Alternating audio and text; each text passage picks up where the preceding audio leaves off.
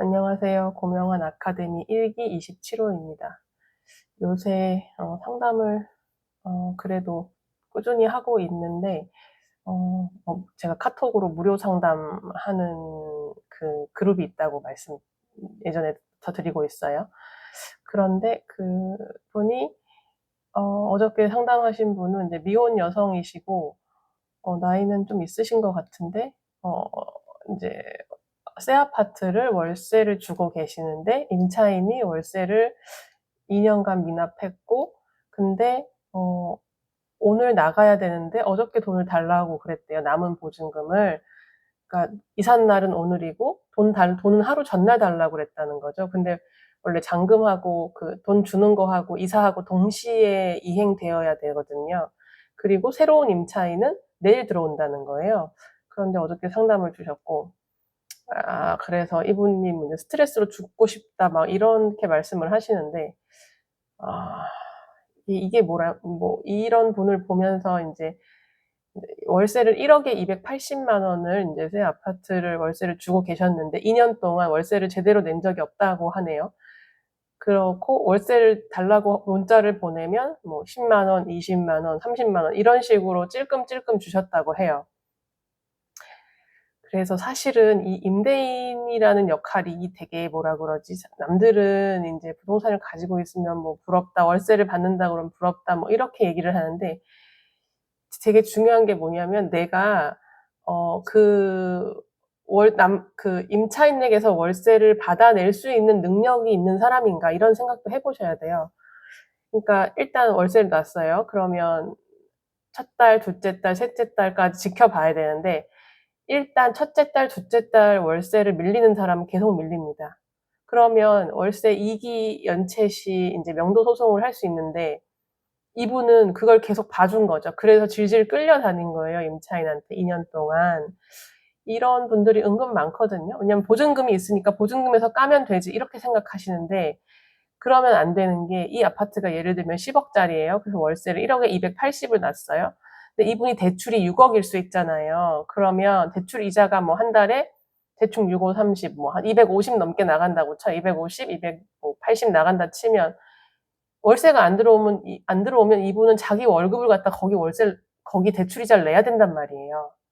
그러니까 되게 중요한 문제인데, 뭐 두렵다 또는 귀찮다, 명도 소송이 두렵다. 이게 두렵다가 제일 먼저일 거예요. 그런 마인드로 계속 미루고 왔던 거죠. 근데 인제 임대인의 역할을 처음 해 보시는 분이 이런 경우가 종종 있어서, 이게 이제 이런 스트레스에 시달리다 보면 "이 아파트 지겨워." 이러면서 급매로 매도를 해 버리거든요. 그래서 이런 분들도 되게 중요한 게, 자기가 어떤 성향의 사람인지를 알아야 돼요. 그러면 나는 월세가 안 들어올 경우에 어떤 플랜이 있는지, 플랜 A, B, C가 있는지를 해 보고, 그런 플랜을 내가 실행할 수 없는 사람이라고 생각하면 전세를 놔야 되는 거죠. 근데 뭐 대출 이자가 저렴하고 전세 대출이 많이 나왔기 때문에, 잔금을 새 아파트라 잔금 칠 때 대출이 많이 나오거든요.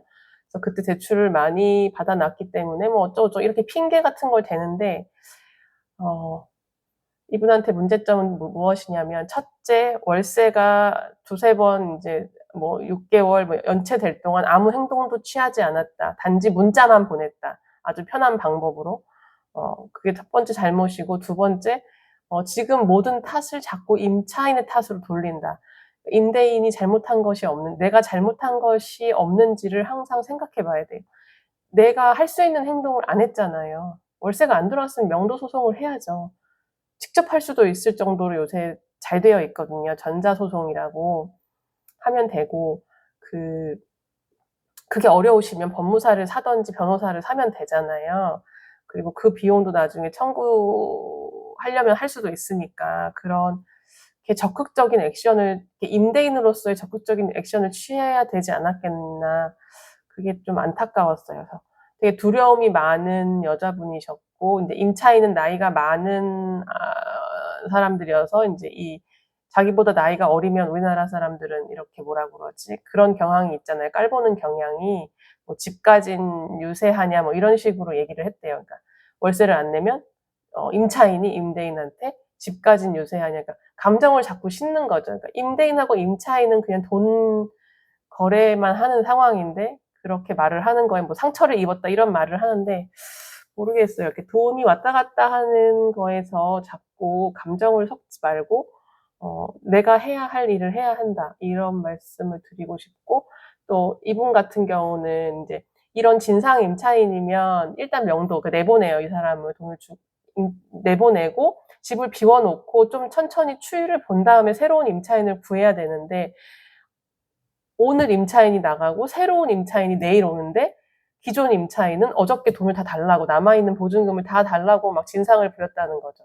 이렇게 촉박하게 처리를 왜 하는지도 좀 이해가 안 가는 부분인데 뭐 결국은 그거겠죠. 나는 손해를 그러니까 중간에 임차인이 붕 뜨게 되면 내가 대출이자를 또 내야 되니까 그게 두려운 거예요. 그러니까 돈이 자기가 손해를 본다는 생각을 하는 거죠.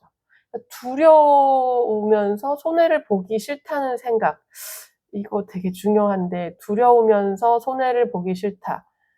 이런 마인드를 갖고 계시면, 어떤 투자든, 부동산이든 주식이든, 하기 쉽지 않다고 봐. 이런 성향인 분들은 그냥 예금이나 적금을 들으셔야 되고, 그렇게 생각합니다. 네. 네, 들어주셔서 감사합니다. 좋은 하루 되세요.